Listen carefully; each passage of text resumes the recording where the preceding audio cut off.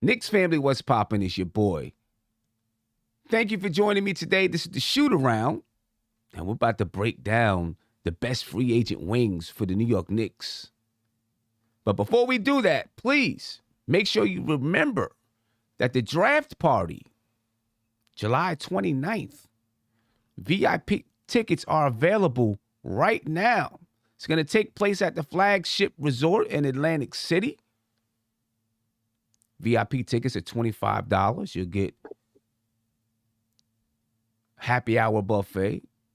You'll get one draft beer, but there'll be sample draft beers all night long. You get a chance to network and hang out with the NBK content creators. All right, you see Legion and Knicks, Die Hard, Knicks and Bruisers, the Queen's Court, Julito. The entertainer's going to be there. It's going to be dope, ladies and gentlemen. The link is in the description of this video right now. Right now, so you can go get it. It's also pinned to the YouTube chat. Make sure you get your VIP tickets right now.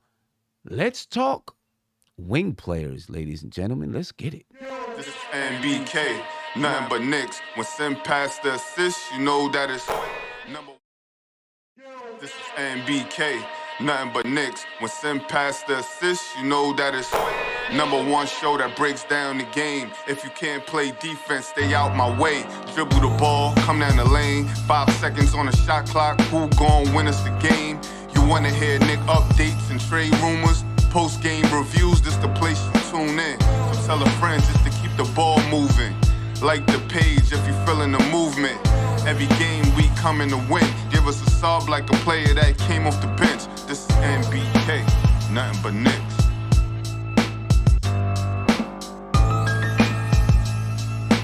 Yes, ladies and gentlemen, we're talking the best free agent wing players for the New York Knicks. And this, I think, is going to be a pretty good conversation because there's a lot of players out there, a lot of wing players out there. Andy's in the building. Cornerstone, Steph is in the building. Andy, I'm going to start with you. Just say what's up to everybody. It's been a while. It's been a minute. Glad you're here. Yeah, what up? What up, fam? I'm happy to be back from vacation to join you guys. On the other hand, I'm a little bit sad because I'm not going to be on the draft party. So don't make the mistake that I did and didn't got my plane ticket and the ticket to the draft party. Just get it and see you guys there. I'm going to be probably on the show live. All right. Nice. All right. Nice. Hey, I wish you could make it, but you know, it is what it is. We'll make do. We'll figure it out. Maybe next time. Yeah, we'll figure it out. We'll figure it out. Steph, what's going on with you? Yeah, everything is good. Shout out to you, Sam, Andy, Cornerstone, Kev. Looking forward to the draft party. I'm away, but I'll be back in time. So I'm looking forward to that as well, meeting the rest of the NBK fam. And if there's anybody in the chat that wants to come, you still have time. I would love to meet you guys in person and looking forward to this show. Yeah, no doubt. Kev, what's going on, man? Hey, Sim, nothing too much. Shout out to the panel, Mr. Andy and Miss Stephanie, and shout out to the chat. It's great to be back. It's been a minute as well. I hope everybody is doing well. Don't forget that today at 6:30, the pod couple with me and I forgot his name. Sergeant G-Man for life. Hope y'all. And there it is. But yeah, I hope y'all can tune in on YouTube at 6:30 for our show, The Pod Couple. It's a lot of Knicks stuff and a lot of NBA stuff. So tune on in. Yeah, that's dope. Make sure you tune into that, ladies and gentlemen. That's pretty dope. The Pod Couple. That's the perfect name for you guys, too. Yeah, ain't it? That's the perfect name. That's the perfect name for perfect you guys. name, right? Yeah. Ladies and gentlemen, we're talking about free agent wing players for the New York Knicks today. So to begin the conversation, let's talk about the players that will be losing as far as wing players. Oh, I don't want to say losing, but the players that we have who are free agents, wing players who are free agents, right? Reggie Bullock, free agent. Alec Burks, he's a free agent. Frank Ntilikina, free agent. Now, there's a chance that the Knicks can still lock him up if they choose to, right? But for all intents and purposes, he'll be either restricted free agent or an unrestricted free agent this summer, depending on what the Knicks decide to do. And they may wait until after the Olympics before they make a decision on what they want to do with Frank Ntilikina. Because that first game, if he comes out and he busts the U.S. team, they may say, hey, you know what? Let's go ahead and let's lock this guy up, or extend the qualifying offer. Right? So we'll see what happens there. So there's Reggie Bullock, Alec Burks, Frank Ntilikina. I don't know if you want to count Derrick Rose as a wing player or point guard. Right? I mean, I guess I'm counting him as a point guard, so I don't want to really put him on a list of wing players. What other wing players? Do we have any other wing players that's going to be entering free agency? No, not entering free agency. No, not at all. I mean, you don't want to wing players. No. Right? No, I guess that's it. And then we'll have we have RJ Barrett still under contract. We have Kevin Knox still under contract as far as wing players are concerned. Right. So I guess we'll start there. And then we'll look at who's on the market. Which one of those guys, any of those guys, do you want to bring back? I already know what Andy and Kev are going to say. Right. Then it don't need to be said. I ain't got to say a word. We already know. I'll give it to Andy. I'll give it to Andy. Pass it on to Andy. We'll start with Andy. Well, listen, at one point on this season, I was in such a good mood. I was thinking just run this back with the whole team, even Elfrid Payton. But, that changed in the playoffs. It changed really drastically.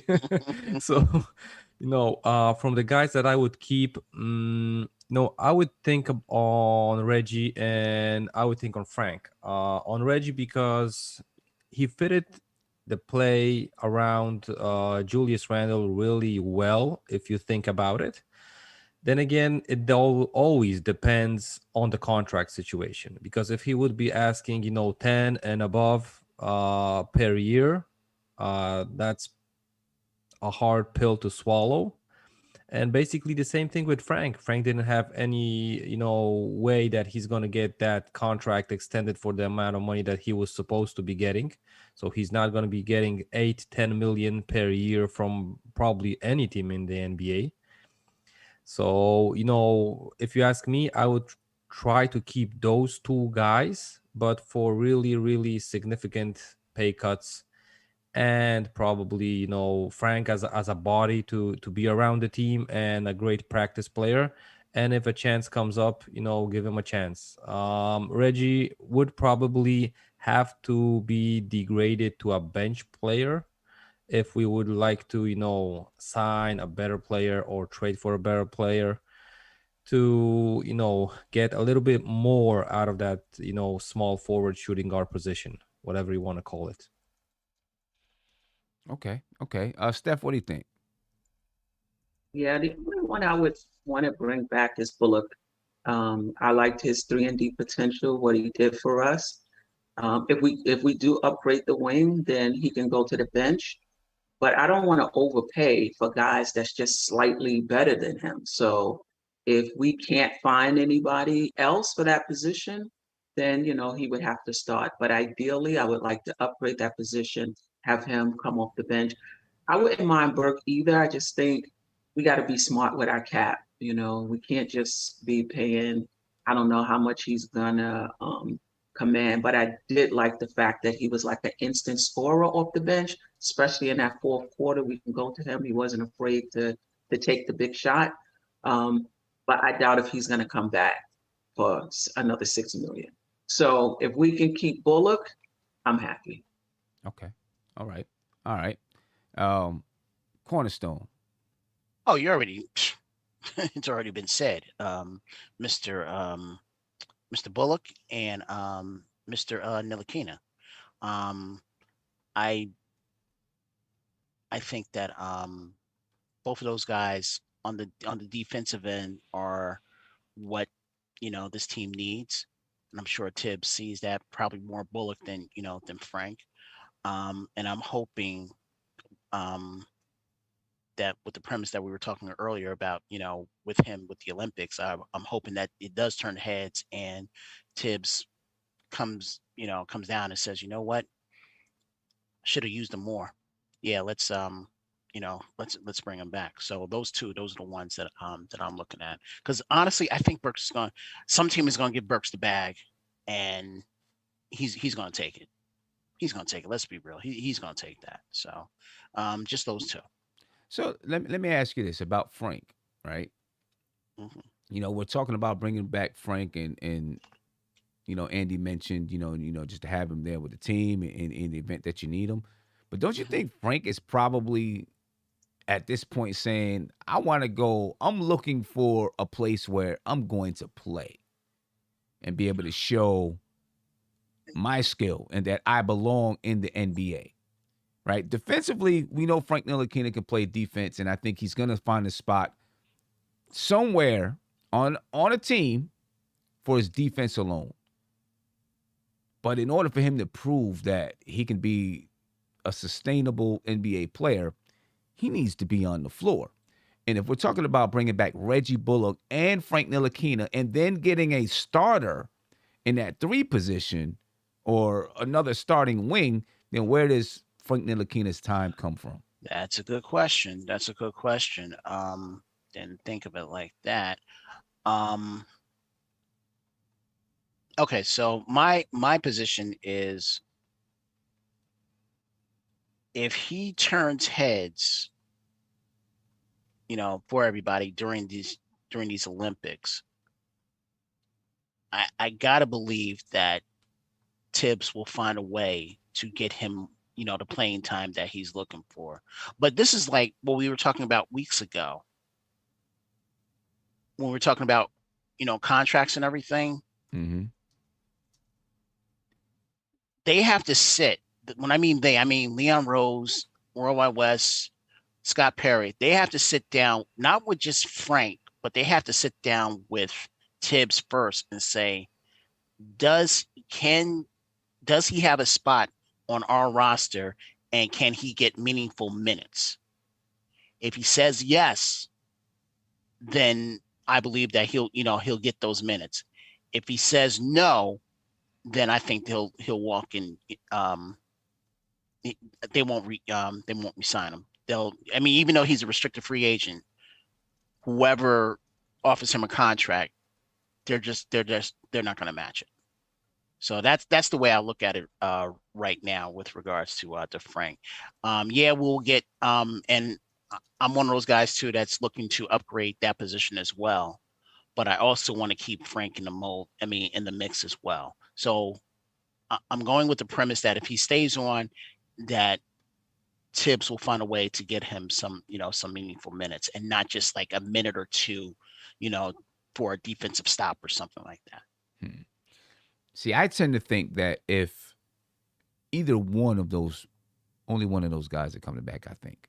And I think a third wing might be a rookie, or just another young guy that is going to be on the bench. But I think your first two, you're going to have a starter, and you're going to have a guy coming off the bench that's going to give you meaningful minutes. I just don't think Frank Ntilikina right now is like, I'm going to be cool with coming off the bench. I think he's at the point now where he wants to prove himself. And, it may not be with the Knicks. It may be with another team.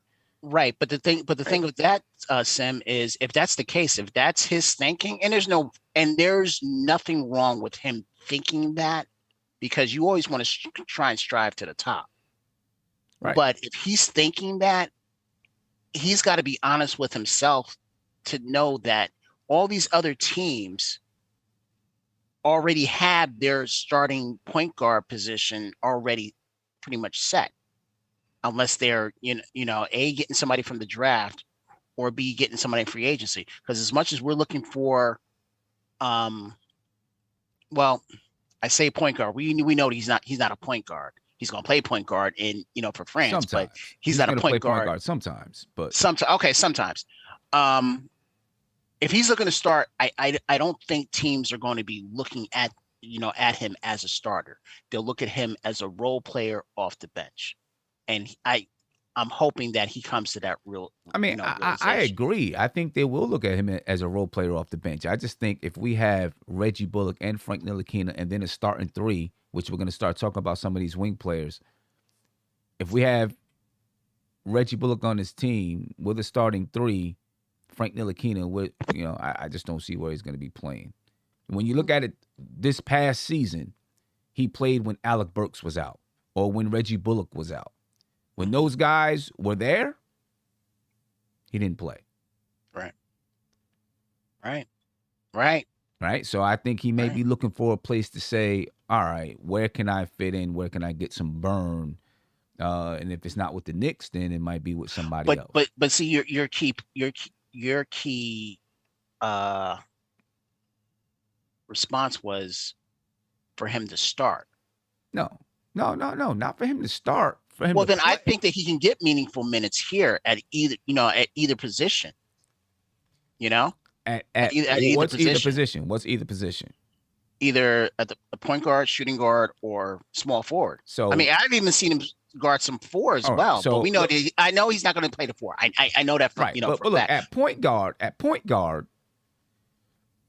and let's assume Derrick Rose comes back. We don't know, but let's just assume Derrick Rose comes back. And I just threw that out there. Point guard. Yeah. And then they pick up a starting point guard. Where's Frank going to play? If you got a starting point guard and then you got Derrick Rose, where's Frank play there? Well, then, Sim, then if you got the answer, then he's not going to be on the team then. If you got the answer. But listen what I'm saying. If you got that, where's he play there? He doesn't. Spot minutes. Yeah. You got RJ Barrett at the 2 or the 3. They'll probably find a backup shooting guard unless they believe that's Frank Ntilikina. Yeah. And then at the wing, but they already have that in IQ. Okay, right. There you go. So you got IQ there. And then you got the wing where they're going to get a starting wing 3 position. They're going to get a starting 3-man. And if you got Reggie Bullock, you said you want to keep Reggie. If you're keeping Reggie Bullock, Frank's not playing over Reggie Bullock. No. So where's he fit in? He doesn't. Exactly. So you got the answer then. All right. No, so you're asking me, answer, Andy. So really, it's between Reggie Bullock and Frank Ntilikina, though. And because maybe Frank Ntilikina is the cheaper option, and depending on the players that they get in free agency or via trade, Frank Ntilikina may be the cheaper and better option because they can afford him. Well, they can afford Reggie too, right? Depends on how much he demands on the market. Okay, I see. Got it. Yeah, Sim, if I can chime in here, it's like you guys said, Frank is a 3-and-D role player, nothing more at this point, and he would perfectly fit a situation and he's really versatile if you think about it. He can guard 3 positions. On the offense, he can probably, you can stick him in the corner and just pass him the ball if you don't want to use him more. So he's a perfect player to fill in on a team like the Nets, which have 3 stars, and you don't have to pass the ball to him even, just to run and make wind on the offense and just play defense for them. So he will probably get, consideration from teams that have huge, amounts of caps salary, on their star players, and they're lacking, role players that can probably give you something else and don't want, to play on offense and stuff like that. So he would perfectly fit teams like the Nets, like other star teams, probably even like Washington. They have 2 ball handlers in Beal and Westbrook. He would fit perfectly with those guys. He doesn't need the ball on offense. He just plays defense. That's a guy that perfectly fits most of the teams. Then again, if you look at the Knicks, we didn't have 3 or 2 even huge bona fide, superstar players, right? And Tibbs didn't use him in other ways, only if injuries occurred and stuff. So if you ask me, Frank is only a player in the current NBA that you just fill in that 9th, 10th roster spot for basically a minimum amount of salary, and then you go on from there. Okay. It's going to be interesting to see. It really is, and that's why I'll be watching the Olympics closely, especially the game between USA and France. See how it goes there. Steph, did you have any thoughts there with Frank Ntilikina? Listen, I agree with Andy. I think that's realistic when you're talking about Frank as the 9th and 10th person on the bench. Second guy. Frank just needs his opportunity. You know, he's not going to get it in New York. Everybody's saying Tibbs likes him. Even Tibbs made a comment, but the proof is in the pudding. He did not play him, and there was ample opportunity to do that, especially in the Atlanta series. He didn't play him. So I think we cut ties with Frank, let him go to another team where he can play in the role that he's suited for, and we could stop talking about him on NBK. You know what? I don't think that's going to happen. I don't think that's going to happen because if he goes someplace and he performs well, oh man, you already know what's going to happen. I'm going to be the next Who's Mark with KP with Frank. bet on that. So, right. The first season at least. Right. So we got Reggie Bullock, Alec Burks, and Frank Ntilikina who are free agents. So those are wings that we could possibly lose. Let's talk about some wings who might be available. We'll start with the biggest name on the list, Kawhi Leonard. He has a player option for $34 million. There's rumors out there that he may opt out. There's rumors that he and the Clippers, you know, in their doctor situation and all of that stuff, that maybe there's a little bit of drama going on. I tend to think if he opts out, it's only so that he can re-up for a bigger contract and not to leave. But you never know. You never know what Kawhi Leonard is thinking. You just never know what Kawhi Leonard is thinking. Kawhi Leonard makes, if he accepts his player option, he'll make $34.3 million. I think he believes he's worth more than that, and probably the reason why he'd be opting out. But if he opts out, I'm pretty sure the Knicks will probably make a phone call. Kev, I'll start with you. Kawhi Leonard. If Kawhi Leonard opts out of the Clippers, his contract with the Clippers, looking for a bigger option or a bigger contract, you paying him, and how much are you paying him? Because you know he's looking. You know he's looking. If he opts out, he's looking for $40 million a year at least, without a doubt. Well, first off, I'm taking him. I'm taking him. I think that I feel as though he thought it was going to be all roses when he came to the Clippers and that they would win, that they would win a championship. And I think he's finding out that that's not, that's not being the case right now. Case in point, what happened last year and now, this year, I don't think he's feeling being home is the best, won't say the best thing, but maybe the best thing in his interest. So he had a lot of success when he was in the Eastern Conference. So he probably wants to come back. But I'm gonna be honest with you, Sim. I don't know what I would pay him. I really don't. I don't know what kind of contract he is, but I will say that I want the Knicks to take a stab at it. And I guess I don't want it to eat up. I don't want whatever we're going to offer him to eat up all of our cap. So that's what. So I don't know how much I would pay him. I want us to have a conversation, but as far as how much I would give him, I don't know.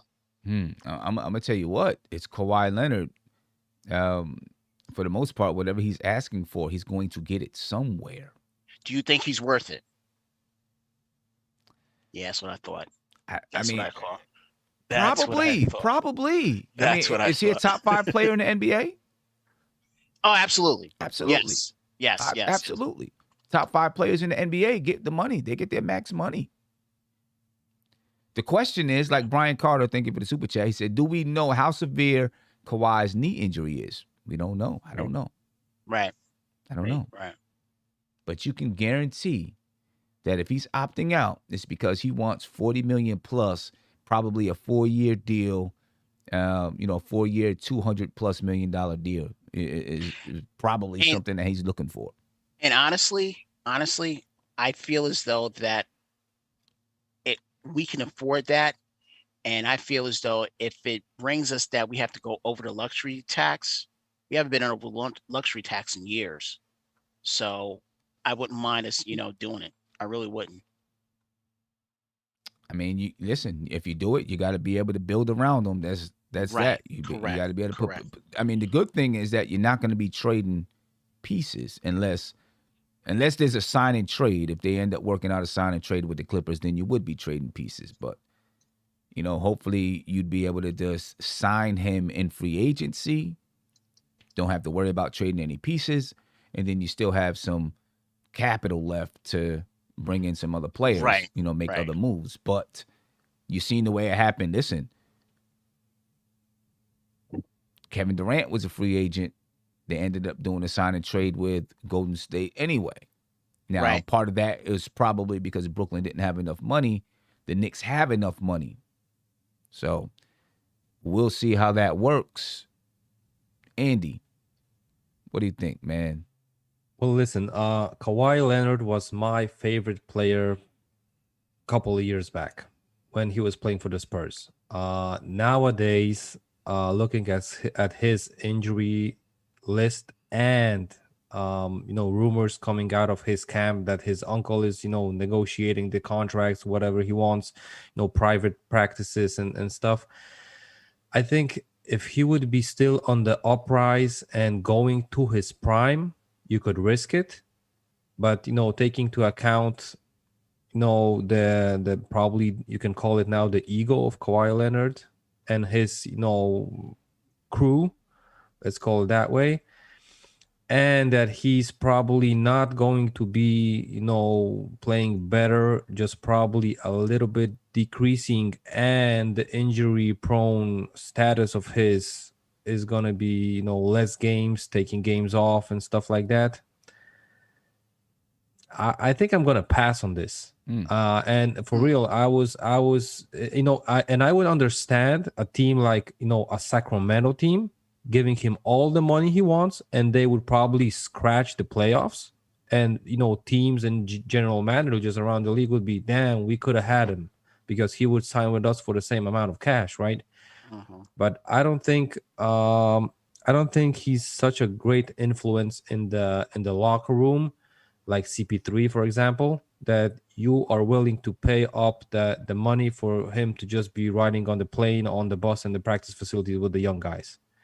I think he's more, maybe not a cancer, but I think he's not that perfect guy that you want, to have around the team for, the amount of money you were talking about, above 40 million a year.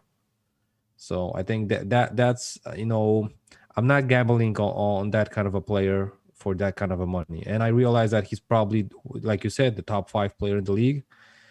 But at this point, I'm more afraid that he's not going to be playing those 82 games. I think he's going to be playing top 60 games a season from now on. The 20 games is going to be either injury or, load management, whatever he wants to call it. But, I'm not risking, paying and tying my salary cap to one guy like that. Okay. All right. Steph, what's your take on the Kawhi Leonard? Yeah. I mean, to piggyback off of Andy, Kawhi is intriguing. I definitely like his game. But what I would like to add is when you're going to pay a player like that $40 million to come play with somebody like Randall, who we don't really know who Randall is just yet. And I would rather hold out and give that money maybe a year down the line when we figure out what we have. Because you bring Kawhi in. How old is Kawhi? I think he's like 30. He's 30. Be 31, or is he Okay. 29 and going to be 30? He's 30 and going to be 31. Okay. 30 and going to be 31. You bring him in here, and Randall is not who we think he is. It's going to be tough, for us to be championship contenders. So, and also piggyback off of Andy and others, just in terms of I don't think he's a cancer either, but he's somebody that wants to run his own show. I wouldn't be surprised if he, there'll be times he don't want to ride on the bus or he doesn't want to take the plane with the players. Like he's just that lone spirit. He's going to take games off when he feels he needs to take games off, and it doesn't really matter how important that game is for the team. I'm not going to say he's selfish, but he's just not that. When he plays, and he's great. But when will he play? Right? So you got the injuries, cutting into his playing time. But he also got, when he feels like you got low management cutting into his time. I'm not giving $40 million to him. And I just came to that conclusion as I'm talking about him, because I really like Kawhi. But and remember, he's 31. He's the same age as Dame, and will be. And that shortens our window too, right? He's going to be in his prime, maybe another 3 years, 4 years max.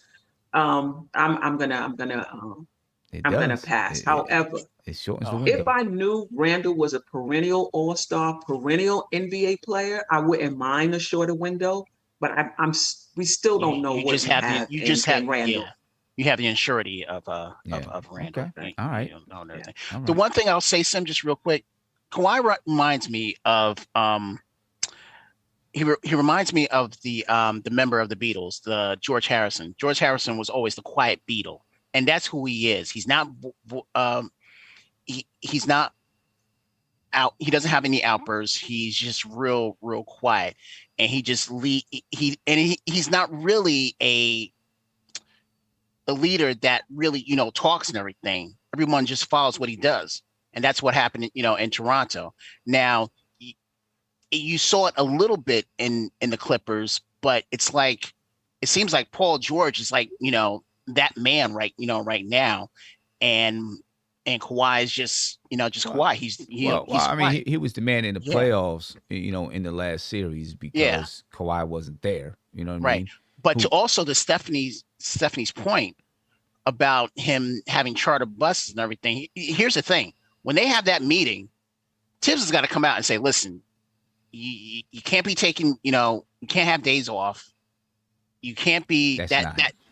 Well, then we can't have this. Then that's not. We can't have it because Tibbs is like that. But here's the thing. Here's the thing.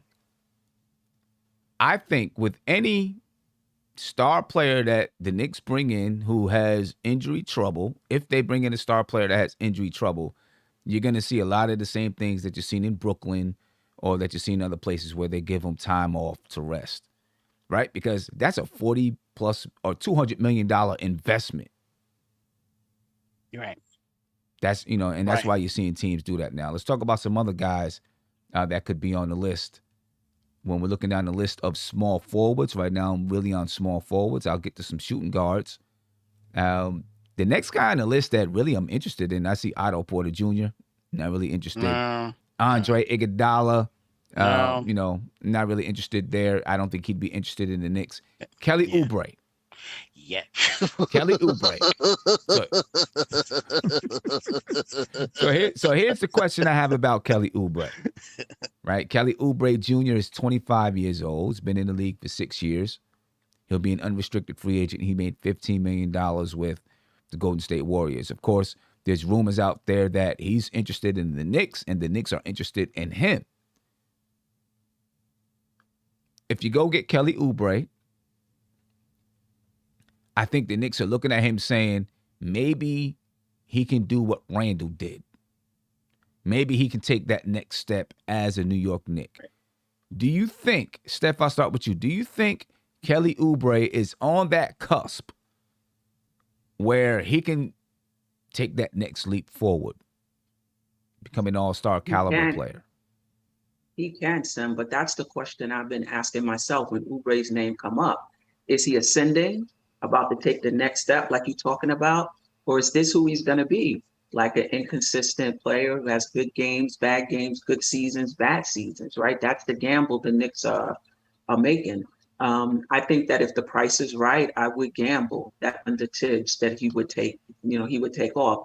One thing about Tibbs, when you think about, and I've said this before, the Knicks 3-point shooting was better because on Tibbs' team, you're not going to be shooting bad shots. You're going to take the shots in the flow of the offense. You're going to take it when you're open, right? So I think his game will benefit from that type of structure. If we don't run, I think that hurts us. Like that's an element of his game that can help us. And if we choose not to do that, we're losing. We're losing that. But it depends. 20 million, yeah. But 25, 27, no. I'm giving it to him. You're giving him 27. 25? I'm giving it to him. You're giving him I 25. think he's 27? I think he. He's been inconsistent, Kev. He's been inconsistent. I think he wouldn't be inconsistent with us. That's my opinion. I do think he'll play better, but that much better? I do. I think I've seen this guy. I've seen him. Yes, he had an inconsistent this year, but years before that, yeah, I get nightmares every time we're playing against this guy. I really do. When he's with Washington, and then when he was with Phoenix, and even when he was with this year with Golden State, I've been wanting this kid. Out of all the free agent forwards, this one I want. Okay. So you think he's 6'7", 203 pounds. Listen, he's got a lot of tools. Under his belt. He averaged 15.4 points this season, 6 rebounds, 1.3 assists. He shot 44% from the field. He shot 31.6% from three. Mm-hmm. Now the question is, did he shoot that low percentage because of shot selection? Right? Golden State, they play up tempo. I mean, you can shoot threes willy-nilly with Golden State. Or, is he just that level of shooter? When he was on Phoenix in 1920, he shot 35% from three. In 2018-19, he shot 32.5% from three. With Phoenix, with Washington, he shot 31% from three. Season before that, with Washington, or the previous 3 seasons with Washington, he shot 34%, 28%, 31%. So he's never been a high caliber or a high percentage 3-point shooter. Yeah. Right. And, I think that right there for a lot of people might be the biggest downfall with Kelly Oubre. We know he can find ways to get to the bucket. He's got a smooth basketball game. He's a good defender. So he'd fit in that way. The 3-point shooting, I think, he's a nice defender. I think the 3-point shooting is one of the biggest issues. Andy, what do you think? Well, Sim, as much as I think that he could work with the Knicks, probably because we don't have that, major player that he would be like the 5th or 4th option on this squad. I think he would be probably maybe the 3rd option if he would be starting with Randall, the point guard, and if you would just replace him with Bullock, replace Bullock with Oubre, he would probably be the 3rd guy on the scoring list, right? Then again, we see him getting better and better each year. What's a red light for me is it would be the 4th team in the last 4 years. Mm-hmm. So that's a question mark for me. Why are these teams just not extending him, not thinking for him as the future of the team? So listen, for a bargain deal of, let's say, starting at 12.5 million, then the next year 15 million, 17.5 million, and 20 million in the 4th year, being the 3rd year would be like a team option, and the 4th year could be a player option, I would consider him. But starting around 20 million, that's a no for me. I'd rather get a vet for a year and even pay him 20, 22, 25 million, but I know what I'm getting. And we are really gambling for so many years now that I would rather play it a little bit safer. I'm not that old, but I'm a little bit scared of these. Again, it's tying up the salary cap for the next 5 seasons and waiting to clear the cap space. taking on even worse contracts to clear it faster, and then don't see the playoffs for the next 3-4 years. That's I need to see at least consistent playoffs from the Knicks, and I'm gonna live with that before we even get a championship. Just I couldn't take the next 3 years again without the playoffs. So I rather play it a little bit safer than gamble on a player like Oubre for 20 million. Wow. Because for starting at 12, 15, and 17, cool, but not for 20 at the year one. You guys are selling him short. You guys are selling him short. You really are. I mean, he's been, he's selling him short. He's been kind of, I don't want to say inconsistent. I think his numbers have been. Well, think about it. What about right? the team he came from? He came from Golden State. Who does Golden State have? They have Wiggins. They have Steph. They have And Kev, if he couldn't play with those guys, those are perfect teammates. They pass the ball. Steph, as much as he takes shots, he can pass you the ball. Draymond passes the ball, more than anyone in the league. He doesn't even look at the basket. That's a perfect team, and if you can flourish with that kind of a roster, I think his perfect team was with Phoenix. He was was he traded to Golden State? I don't remember. I don't remember. I don't remember. I don't know. Yeah. I don't know. Yeah, because that was the perfect situation, for him there. I think he was. Yeah, he was. Phoenix is in the finals right now, so it's obvious that they made the the correct move with letting whether it was a trade or whatever, letting him go and everything. So, but the guys, I'm telling you, because you're telling us that we're selling him short. I think you're overpricing and over thinking for that, because he hurt the Knicks. I agree, he played good versus the Knicks on every team that he was on. Yes, but bro. So what you're saying is that we had not, you can't so you're saying that only at these games so like that. Okay, so what you're saying is he's not that dude, even though he was kicking our tail, every time we played against him. He's really not that guy. That's what you're saying. We had guy on 12th man on the Detroit Pistons kicking our butts a couple of seasons ago. Henry Ellenson was kicking the Knicks butt, and we signed him then. And look at where he's now, bro. He's looking for a contract in Greece in the second division. So that's him. I mean, how old is he and how old is Oubre? But he came to the Knicks on a 10-day contract and he balled out 2 games. All right. Okay. I'm gonna say this. For some reason, I feel like the Knicks and Kelly Oubre are on the same path, are getting ready to cross each other's way. I really do. And looking at the chat, it looks like it's gonna make a lot of people angry about the whole thing. Kev, for me, for $12.5 million, I'm taking Oubre. I don't think we can find any better small forward for $12.5 million. But when you're thinking $20 million, that's a little bit. Is that what he's asking for? Is that what he's asking? Well, he earned 15. If he's guessing he's gonna be only better, then it's at least 18. And look what we got from Randall for $18.5 million. Yeah, but 3 years basically the same money.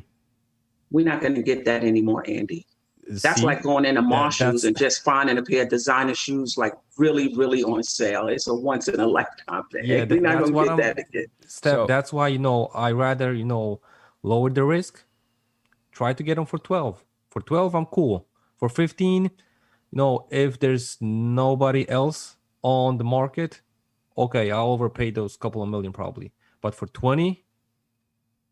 I'd rather go with Lonzo and play him at a 3 even. Okay.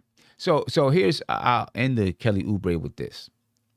And one of the reasons why I do kind of feel like the Knicks and Kelly Oubre could be on a collision course. Or, not collision course, but could be crossing each other's paths.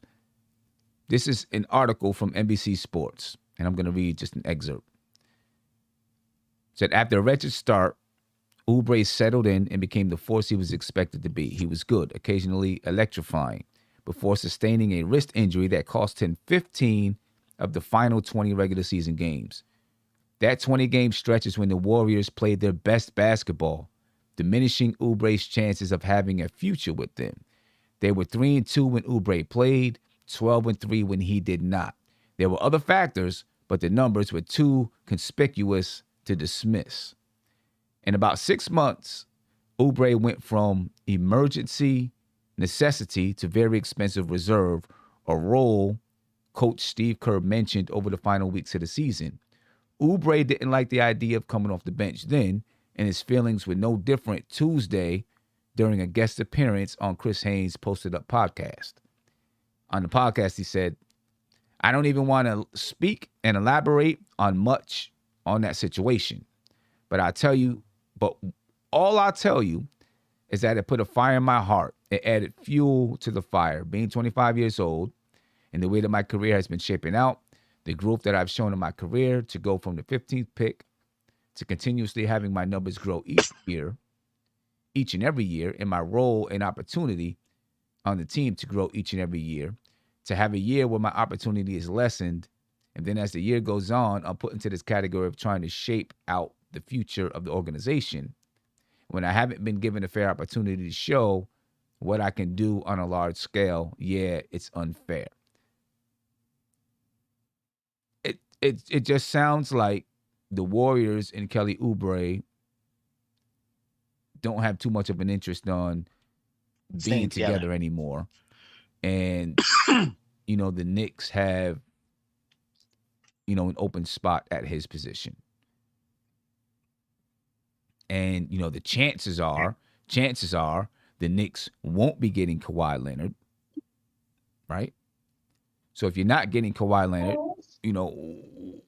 where do you go from there? If you're not getting Kawhi Leonard, do you, he's got to be our plan B. You don't, what do you do? Right? I mean, I guess you can look at other guys that's out there and figure out what you do with RJ as far as, do you put him at the 3? Do you put him at the 2? And then maybe you sign a 2. But, he might be the best young option that's out there. So, we'll see. I kind of feel like those two, the Knicks and Kelly Oubre, are, looking at each other. Just winking. so how much Maybe on a would you pay short him? contract, Sim. Yeah. What'd you say, Andy? What contract would you sign with Oubre? If you were the GM. Listen, I mean, I'd go between 12 and 17 million. I'd be cool. 3-year deal. 3 years. 3-year deal with a team option in the third year or something like that. I could, I could give him 4 years, and the fourth year could be the team option, the player option, because you could trade him then. Right. So, that's why I could give him. He would be thinking that the 20 million, he would be happy. He probably wouldn't pick it up even because if he would pan out, he would ask for 25 or more. So that's why I think he would feel more stable, knowing that he could have a 4-year contract. But, if he would pan out and the Knicks, would want him, they could keep him with the third year or just trade him. Right. So I think that's a fair deal for me. Starting at 12.5 million, 12.5, 15, 17.5, and 20 million in the 4 year. That's cool for me. But, anything, more. And we have no problem with trading players as well. I mean, look, we traded Austin Rivers, Well, so we would have no problem doing that. Guys that don't fit in. Austin Rivers still, Right. Austin Rivers made $3 million a year too. And Sam, just to add, because people in the chat are saying 2-year deals and stuff like that. We see these, and they look like great moves, right? Those short deals that we had, with Hezonja, Portis, this year with Burks and Bullock. I understand those deals because they don't lock up players and the salary cap for long term. But then look at what situation you got, for example, with the Knicks this season. You would love to keep Burks for those $6.5 million, the Bullock for those $5.5 million, but you don't have him. Right. That's why that third year for the team option and the fourth year for the player option. That's a perfect solution, basically for both sides, because they feel that they got a 4-year deal here. They're going to be staying for 4 years if they play up to the expectations. Then again, if they don't pan out, the team can just pick up the option and trade him. And then he still has the power, if the option is picked up and traded, he still has the power to stay at that team for the larger contract. Right. That's why that's a perfect thing. Yeah, no, I get it. I hear you. Let me get to a couple super chats here. I do want to remind everybody that please, if you want to go to the NBA draft party in Atlantic City at the Flagship Resort, July 29th. Remember, July 29th, ladies and gentlemen, the NBA draft party with all your NBK content creators. Cornerstone said he's going to make it. Steph will be there. Legion and Knicks will be there. Big Bubba, I think he's going to be there. I don't know. We'll see. You know, that guy says a lot of stuff. The entertainer's going to be there. It's going to be a lot of people there. We want you to join us. You get your VIP tickets, and you can chill and hang with the NBK content creators all night long. You know what I mean? So please make sure you get them right now. $25 a ticket. And it includes, and I just put the ticket in the YouTube chat, and that $25 includes a buffet, happy hour buffet, that is. I want to make sure I'm clear about that. Your chance to, hang out with the NBK content creators, get an exclusive live podcast that only you'll get. There'll be some live games and a lot of things happening and going on. All right, and there'll be more things that are coming out soon. So please make sure that you jump on that right now. And I just put that link in the YouTube chat. So make sure you jump on that. All right. Couple of super chats here. Kevin Bergen, he said, "Hey, Sim, I bet Big Bubba a $20 super chat that the Nets won't win the title this year. He lost. He claims he sent you the money. Can you confirm or deny?" Yes, I can deny that. I will deny it vehemently, Kevin. Vehemently, I will deny it. He didn't send me nothing. He didn't send me nothing. He didn't send me nothing. That's a good one. Oh, man. Afro Jedi, thank you for the super chat. He said, "What y'all think of developing Obi to play alongside Julius and getting a stopgap for now?" I don't think that you develop Obi in one offseason to play alongside Julius Randle at the 3 spot. I just don't think that happens. I don't think he has the good enough footwork to defend those threes offensively. We don't know where he's going to be or what he's going to be able to do. Maybe one day. I just don't think right now you can really do that with him. I just don't think you can develop him this offseason to be that player. Not this offseason. I think it's going to take a couple of years before you can say, all right, he'll be that guy. Couple other guys. I'm going to move through these guys a little bit quicker, right? So I'll, come to you and get your thoughts quickly. All right. DeMar DeRozan. Andy, your thoughts on DeMar DeRozan. What do you think? If we strike out for, our plan A, B, C, and D, probably plan E might be DeMar DeRozan for a 1+1 deal. It could be, a little bit more, but only if we fill out the point guard situation before we sign DeMar DeRozan. If we settle for a good point guard, I could live with DeMar DeRozan playing up for a season or two for us. But if we don't fill out that role, just go with a rookie point guard, I don't see the point of having DeRozan on the roster that the Knicks are going to have. Okay. Steph, thoughts on DeRozan? Yeah, I don't have a problem with DeMar. I like him better than Oubre, actually. He's more consistent than Oubre. He can't stretch the defense with the 3, but he could get his own shot. He's become a good playmaker in San Antonio. I think he averaged like 6 assists a game. So on a 3-year contract with a team option on that 3rd year, I wouldn't mind having DeMar. He's solid. You know what you're gonna get from him each and every game. It's not gonna be a roller coaster. Okay, I can get with that.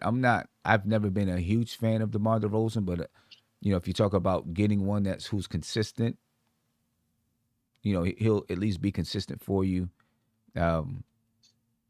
He's 32 years old, a little bit older. He's not old,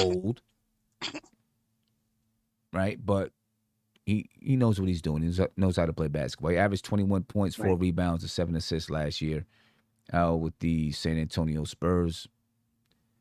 He shot 25% from 3, though. Yeah, that's not his forte. Yeah, 25%. 50% from the field, but 25% from three. I don't know. Real quick, Kev. Not feeling him at all. Okay. Not feeling All him. right. No specific reason, just not feeling him. Just not feeling him. I don't think his I don't think his game fits us. I really don't. Victor Oladipo. No. You know, And I was That's a a huge huge no for me. Oladipo fan. Steph, But That's a no. dumb- Steph, I remember you were asking for him at the trade deadline, though. Yeah, no doubt about it. No I doubt about said it. no, and I'm gonna stick with the no. Yeah, me too. Yeah. Double platinum Yeah. for me. No. Heck no. Yeah. He's Nope. just too injury prone. No, Yeah, no. man. Yeah, that's Yeah, true. man. That's true. Very true. Yes. I think one of these the NBA is gonna probably, a lot of these NBA teams are gonna be like, enough's enough. Yeah. On a 1 year, $5 million contract, yes. Where he can prove himself, yes. But he's not taking it. Yeah. Yeah. Oh, yeah. He's not taking that. Evan Fournier. No.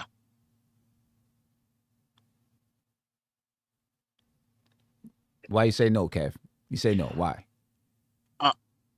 Wait a minute. I'm sorry. I had a little of a brain freeze. I'm not going to say the other word, but I wouldn't mind him. It just depends on the contract, because I do like his game. I like his game more than I like DeRozan's game. Yeah. No, not Oubre. Let's not get it twisted. Not Oubre. But I do like his game. It all depends on the kind of contract that's offered. And I do believe his game could fit what Tibbs is trying to do. Okay. Evan Fournier, he made $17 million last season. Right. I don't know what he would, it's hard to say what he's going to be worth on the market. You know what I mean? It's hard to say, but for Orlando last year, he averaged, let me see, let me take a look at the splits here. I don't have them available. Overall last season, he averaged 17 points, 3 rebounds, and 3 assists per game. I didn't want to trade for him at the trade deadline, but I wouldn't mind signing Evan Fournier for a good contract. Right. At the wing position. I wouldn't. I think he's the kind of shooter that you might be looking for. Right? When we played Atlanta, they had guys like Bogdanovich and Herter who can catch the ball on their fingertips and just let it go. And they can come off screens, pull up, knock it down. Every once in a while, Bogdanovich can get in the lane and go to the basket. I think Evan Fournier kind of fits that mold of player.